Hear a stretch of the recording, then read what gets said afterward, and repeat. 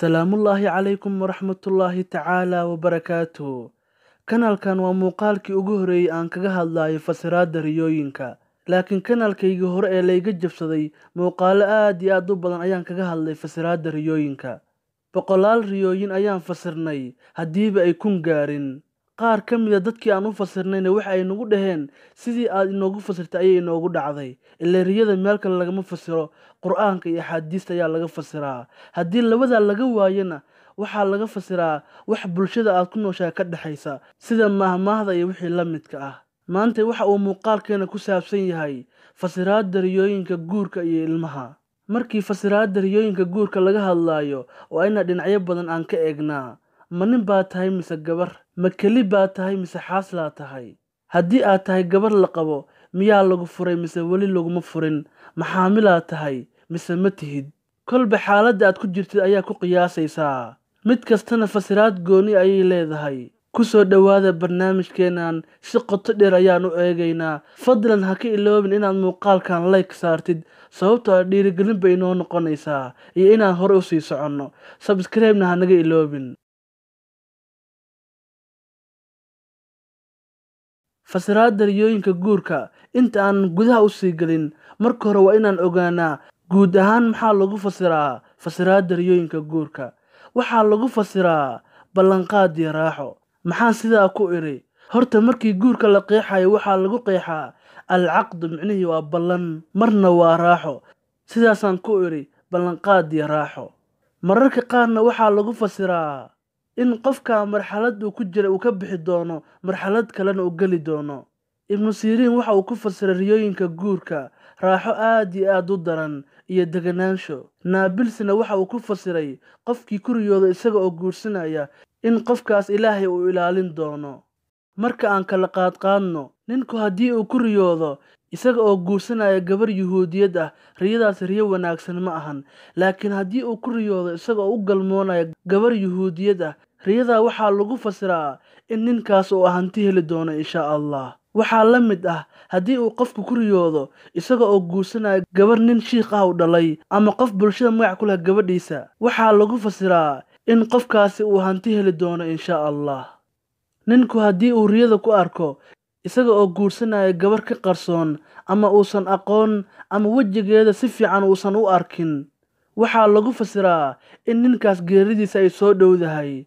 Ilaahay ayaa og naf kasta xilliga iyo goobta ay ku dhimanaysay. Midda kale waxaan idiin sheegayaa riyada haddii lagu fasiro ma ahan siday tahay inaad u qaadatid. Wayna dhici kartaa mana dhici karto. Laakiin ka waran haddii uu qofku riyada ku arko isaga oo guursanaya dadka maxramkiisa ah, micnihii sida eedo, habaryar, hooyo, walaasha iyo wixii la mid ah. Way dhacdaa inuu ku riyoodo waayo riyadu wax aan macquul ahayn ayay macquul ka dhigtaa. Waxaa lagu fasiraa riyadaas in qofkaas uu xashka aadi doono insha Allah. Intaa ragga guud ahaan bay ahayd.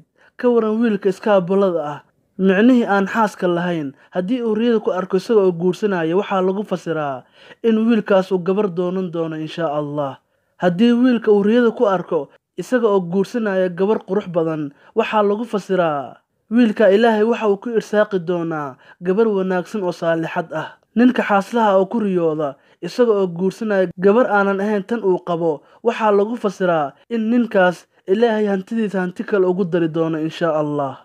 Ninku haddii uu riyada ku arko isaga oo guursanaya saddexaas, ninkaas Ilaahay waxa uu siin doonaa hanti, wanaag iyo khayr insha Allah.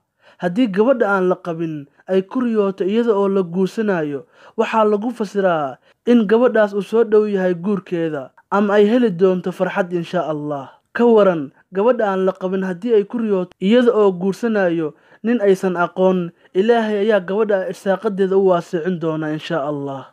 Haweeneyda la qabo haddii ay riyada ku aragto iyada oo guursanaya nin aan ninkeeda ahayn, waxaa lagu fasiraa in ay heli doonto wanaag. Wax ay ka helaysaa ninka riyada dhexdeeda ku aragtay haddii ninkaasi uu yahay nin ay taqaano. Laakiin ka waran haddii ninkeeda oo guursanaya ay riyada ku aragto mar labaad, riyadaasi waa bishaaro oo ilmo ayay u dhali doontaa insha Allah. Gabadha la qabo oo weliba xaamilada ah haddii ay ku riyooto nin aan ninkeeda ahayn oo guursanaya, waxaa lagu fasiraa khayr waxa ayna tilmaamtaa in uu soo dhow yahay xilligii ay dhali lahayd insha Allah. Gabadha la furay haddii ay riyada ku aragto iyada oo la guursanayo waxaa lagu fasiraa in la soo doonan doono insha Allah. Haddii aan intaa uga soo gudubno fasiraadda riyooyinka guurka, aan u gudagalno fasiraadda riyooyinka ilmaha. Sidii oo kale ayaan u kala qaadaynaa. Ibnu Siriin waxa uu ku fasiray riyada ilmaha cadow yar oo daciif ah. Mararka qaarna waxaa lagu fasiraa in Ilaahay faraj uu kuu furi doono. Micnihii haddii ay dhib ku haysatay, Ilaahay ayaa dhibta kaa saari doona. Naabilsi waxa uu ku fasiray fasiraadda riyooyinka ilmaha hammi iyo daal uu qofka dareemayo. Ibnu Shaahiin waxa uu ku fasiray riyooyinka ilmaha. Waxa uu yiri markaad ilmo dhashid maxaad dareentaa? Soo farxad ma dareentid? Ilaahay ayaa farxad ku siin doona insha Allah. Haddii aan soo aragnay Ibnu Siriin, Ibnu Shaahiin iyo Naabilsi waxa ay ku fasireen riyooyinka ilmaha, haddaba anigu maxaan ku fasiri lahaa?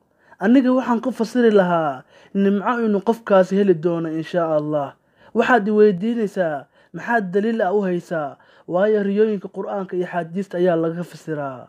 Waxa aan nimco ku iri waa marka uu Ilaahay leeyahay subxaanahu wa ta'aala almaal walbanuuna ziinatul xayaati dunya.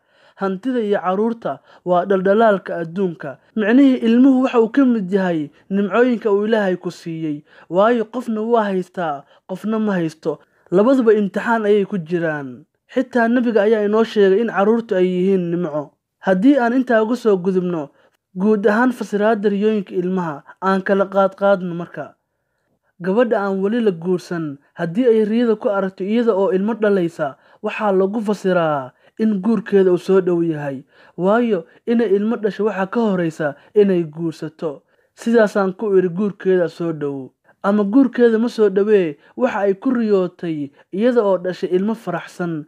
Waxaana lagu fasiraa in nolol cusub ay geli doonto insha Allah.